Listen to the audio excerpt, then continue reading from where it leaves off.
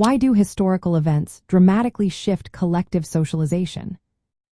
Imagine a world where everything you know about your society suddenly changes overnight. What causes these big shifts in how societies teach and shape their members? Well, it all comes down to major historical events that shake up the social, political, and economic systems we live in. These events can be wars, revolutions, economic crashes, or large movements of people from one place to another. When these happen, they don't just change governments or borders. They change the way people see themselves and their roles in society. Socialization is how we learn what is expected of us, what values to hold, and how to interact with others.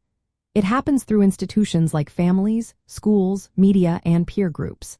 When a big event occurs, it can disrupt these institutions or change what they teach us. For example, during a war, families might teach children about sacrifice and patriotism differently. Schools might add new lessons about national history or heroism. Media might focus on stories that reinforce new national identities. All these changes influence how new generations understand their place in society. Major events also shift who holds power and how society is organized. Think about the French Revolution. It ended the old feudal system and brought in ideas of equality and democracy. This meant that social roles and expectations changed a lot. People started to see themselves differently and learned new norms through socialization. Similarly, civil rights movements challenged racial norms and pushed society to teach new ideas about race and fairness. These shifts in norms and values are passed down through socialization, shaping how future generations see the world. Identity formation is also affected during these times. When societies go through upheavals, people often develop new collective identities.